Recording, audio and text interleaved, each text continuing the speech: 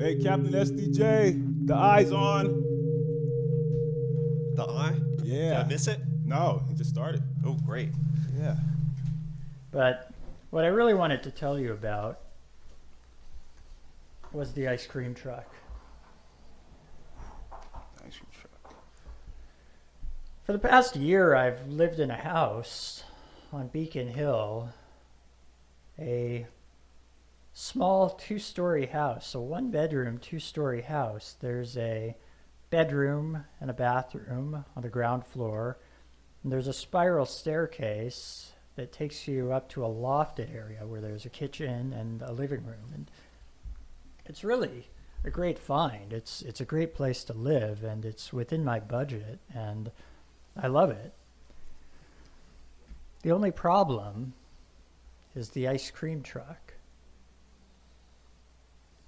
When I moved in, the landlord apologized preemptively for the ice cream truck. And I didn't know what he meant. I said, "What do you mean?" And he said, "An ice cream truck. It comes every day. Every single day it comes. It parks in that parking lot." And he gestured to the parking lot behind the house, a parking lot that was attached to an apartment complex. And I said, "Oh, an ice cream truck. Okay." He said, it's horrible. Horrible, really. An ice cream truck. And then he said, and just the thought of all those kids eating all that sugar, I don't like it. The sugar.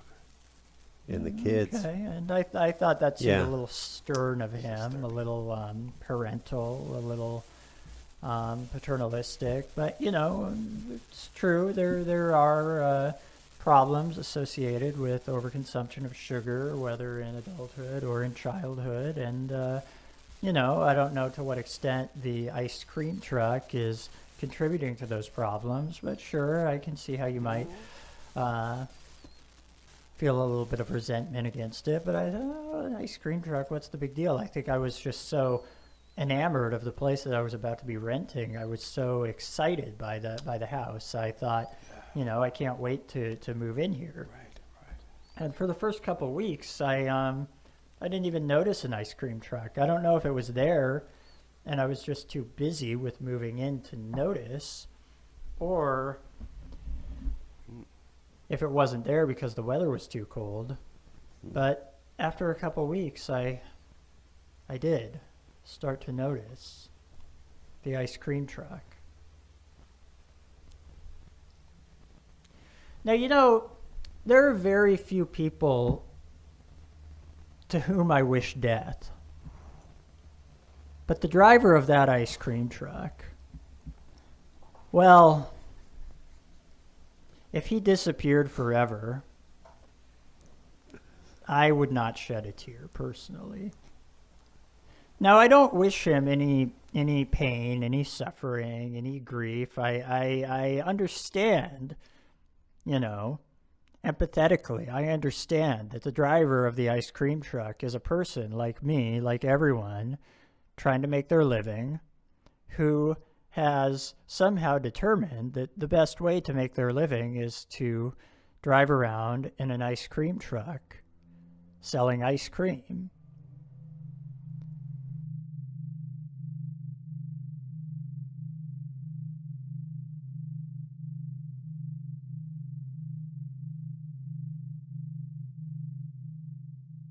And I understand this.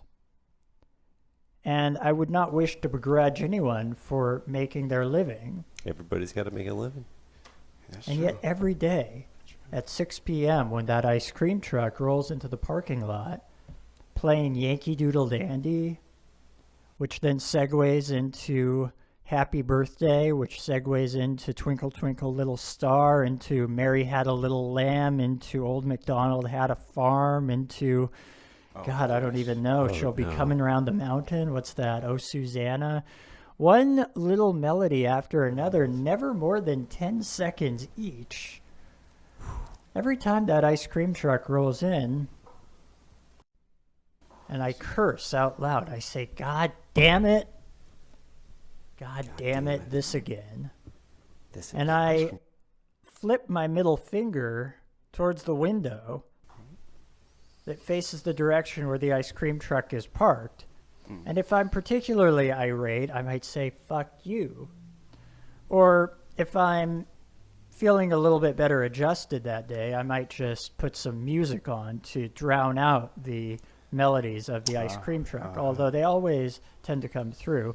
And, you know, one part of this problem is that right around when the ice cream truck rolls in tends to be the time of day when I'm getting to be my most sleepy and would like to take a little, 20-minute, half an hour nap. Yeah. Naps.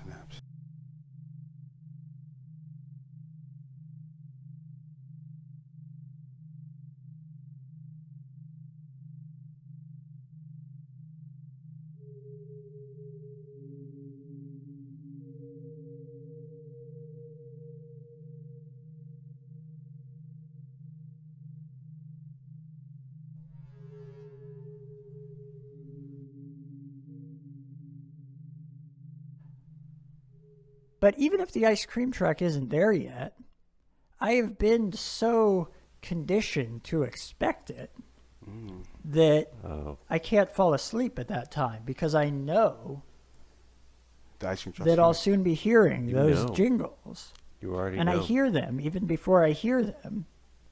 I hear Old MacDonald. I hear Happy Birthday. I hear Twinkle Twinkle. I hear Mary Had a Little Lamb. I hear them all jumbling together. I hear them segueing into each other. I'm lying on my couch trying to just catch a little bit of sleep so that I can wake back up and continue to do things, to make my dinner, to vacuum my floor, to do whatever I have to do. But I know that the ice cream truck will be there soon. It's almost worse than if the ice cream truck was already there. Worse. If the ice cream truck were already there, Definitely then I would blot it out with some music. I would know. blot it out with some white noise. I would just go out and take a little walk and then come back and when I was back it would be gone. But the ice cream truck isn't there, and I know that it's going to be there at any minute. But some days it doesn't even come. A week went by when the ice cream truck didn't come. And I thought, has he died? Has he gone to jail? Could have. Has he lost his business license? Has something happened? I don't even care. He's gone. Hallelujah, he's gone. There's no more ice cream truck.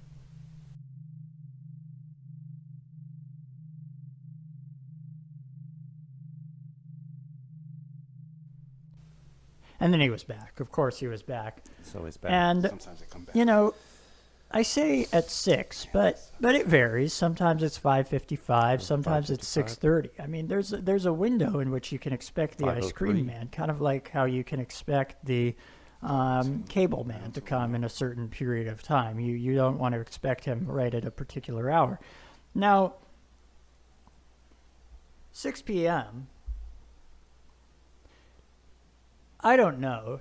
To me, that's right around dinner time.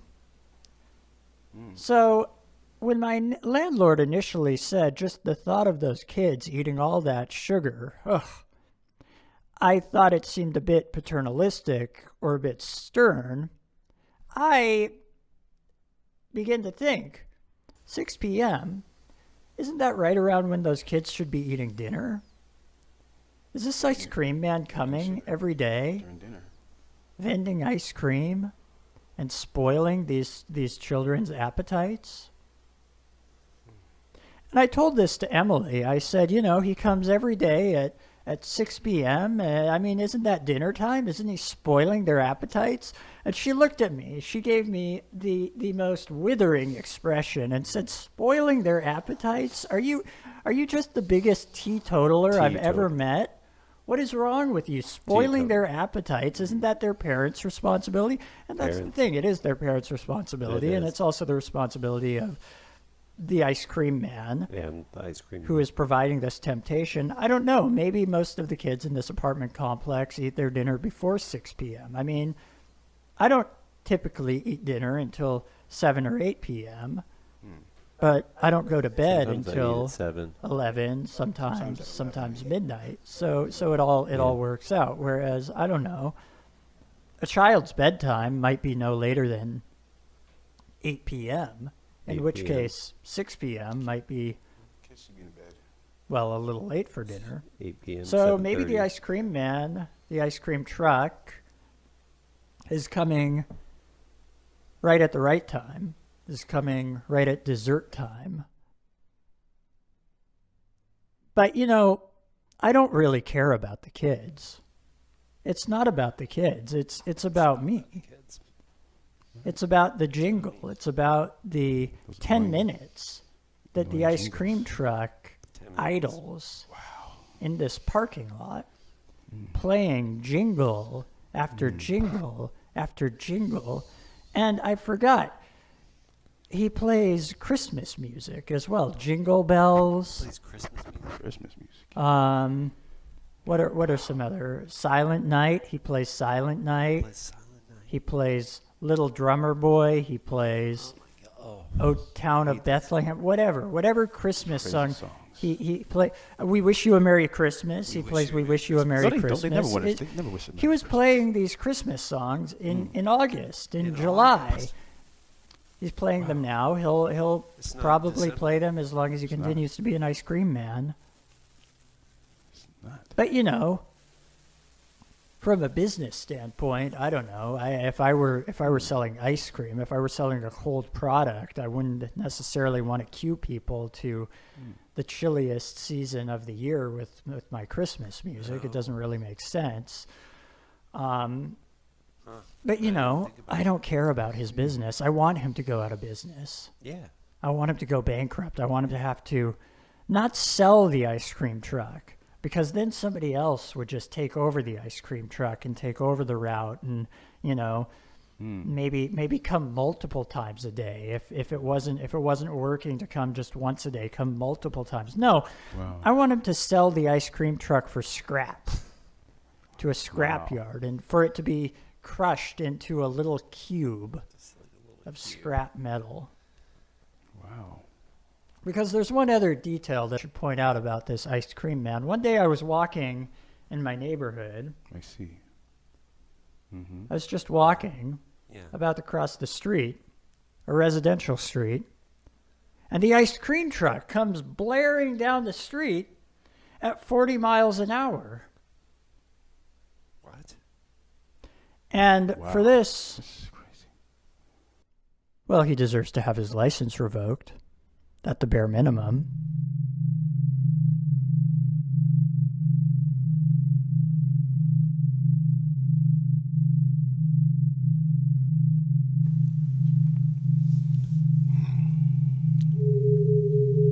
Yes, I must sell this ice cream.